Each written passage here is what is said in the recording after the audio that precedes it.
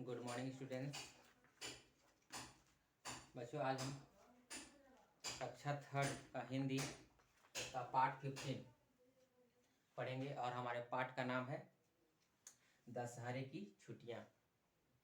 हर वर्ष आपके विद्यालय में दशहरे की छुट्टियां जो मिलती है, इस पाठ से संबंधित कुछ शब्दार्थ हैं जिसको आप लोग अच्छे से तैयारी कर लेंगे, क्योंकि पाठ में 2 या 3 नंबर का शब्दार्थ पूछा जाता है। जैसे शब्दार्थ हमारा चंगुल का अर्थ होता है जकड़, विशेष, विशेष का खास, जो आपके विशेष मित्र होते हैं, जो खास मित्र होते हैं उनको। अधर्म यानी पाप। बल का अर्थ होता है शक्ति और उत्तम का अर्थ होता है श्रेष्ठ। तो चलिए इस पाठ को अब हम शुरू करते हैं। बच्चों, हर त्यौहार के पीछे एक कहानी होती है। हम इस पाठ में दशहरे के बारे में पढ़ेंगे। वैसे तो भारत में अनेक त्यौहार मनाए जाते हैं, लेकिन उनमें दशहरा एक विशेष तौर पे हम लोग मनाते हैं।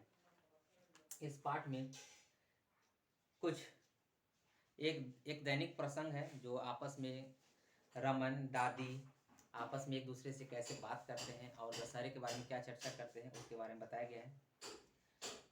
जैसे रमन है तो दादी माँ से बोलता है कि मेरी दशहरे की छुट्टियाँ पड़ गई है।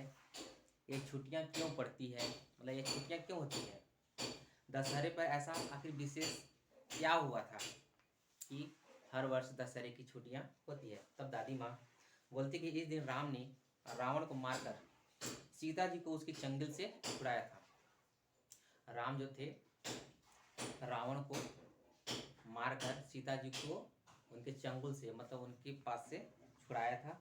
उसी के त्यौहार, उसी की याद में हम लोग हर वर्ष दशहरे का त्यौहार मनाते हैं। तब रमन बोलता है कि पर रावण तो इतना बड़ा था, उसके भाई मेघनाथ कुंभकर्ण भी बड़े बड़े शक्तिशाली थे, मुझे तो उनके पुतले देखकर ही डर लगता है, फिर भी राम ने उनको कैसे हरा दिया। तब दादी माँ बोलती है कि बेटा, कोई कितना ही बड़ा क्यों न हो, लेकिन यदि वह अधर्म की राह पर चलेगा तो अवश्य हारेगा। राम भले ही दिखने में छोटे थे, परंतु उनके पास सच्चाई थी, सच्चाई का बल था, उनके पास माता पिता का आशीर्वाद था, उनके साथ भाई लक्ष्मण जैसे भाई थे, लक्ष्मण जैसा भाई था। तब रावण बोलता है कि अच्छा तो यह बात है, जिन्हें माता पिता का आशीर्वाद मिलता उन्हें हरा नहीं सकता।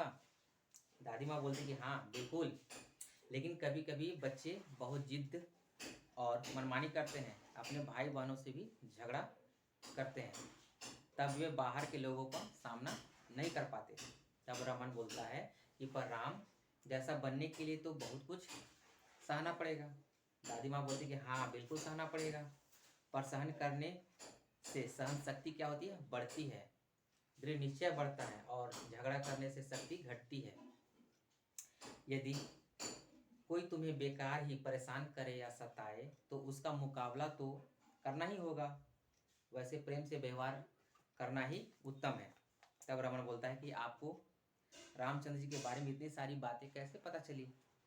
दादी माँ बोलती हैं कि मुझे ही नहीं वरन सभी को राम की कहानी रामचरितमानस नाम की पुस्तक से पता चली है।